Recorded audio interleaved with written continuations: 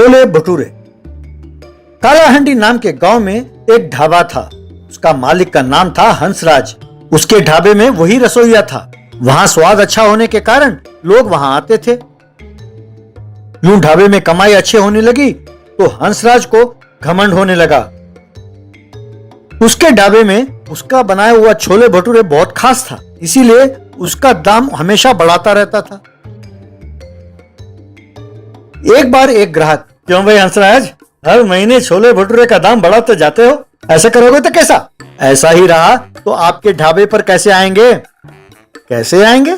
अरे पैदल आ सकते हो या रेंगते हुए आओ, तुम्हारी मर्जी। हर महीने तेल और आटे का दाम भी तो बढ़ता जा रहा है, मैं क्या करूं? मर्जी हो तो आओ और खाओ, वरना रहने दो, पर यूं फालतू बातें ना करो, उसने कहा चिढ़कर।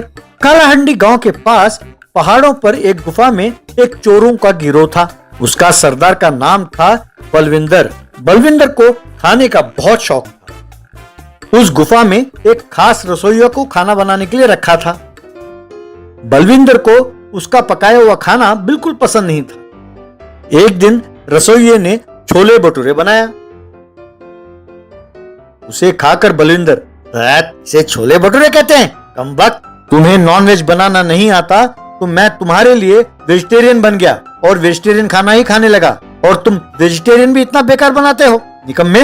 सरकार, मैं आपके हाथ जोड़ता हूँ, आपके पसंद का खाना बनाना मुझसे नहीं होगा। मैं ही नहीं, इस दुनिया में कोई भी ऐसा नहीं है जो आपके पसंद का खाना बना सके। आप किसी और को रख सकते हैं, कहकर उसने प्रणाम किया।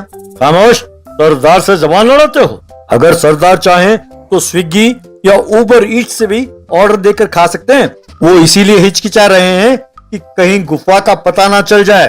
सरदार, आप चिंता ना करें, अपने गांव में हंसराज के छोले भटूरे बहुत मशहूर हैं, वहां से पार्सल लाता हूँ, खा लेना। छोले भटूरे का पार्सल नहीं, उसे ही पार्सल करके ले आओ, यहाँ पर पड़ा रहेगा।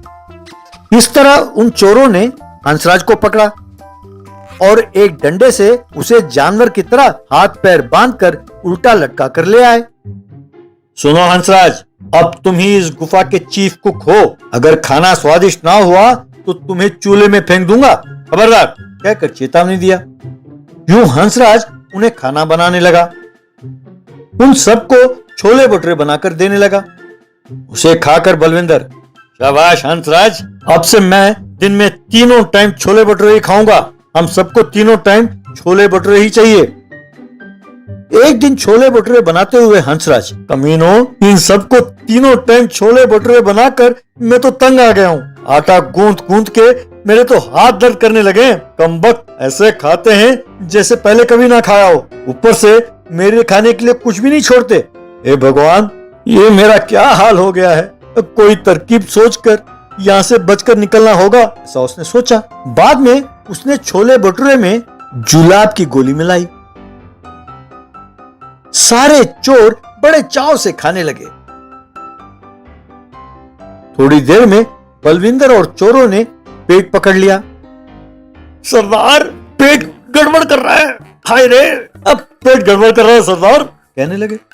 हाँ यार, मुझे भी ऐसा ही हो रहा है। अब ठहरो, एक एक करके बाथरूम जाकर आते हैं। यूं सब बाथरूम के बाहर लाइन में खड़े हो गए। एक के बाद एक बाथरूम जाने लगे। मौका का फायदा उठाकर हंसराज वहां से भाग गया।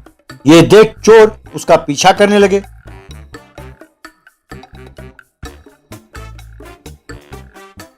थोड़ी दूर में उसे पकड़कर फिर से डंडे से बांधकर उसे गुफा में ले आए।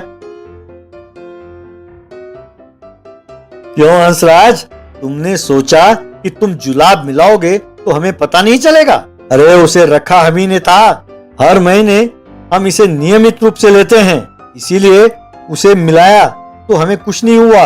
क्यों, तुम दुखी हो गए? अरे तुम कहीं बचकर नहीं जा सकते, जिंदगी भर इसी गुफा में रहना होगा। बस हंसराज गश खाकर गिर गया।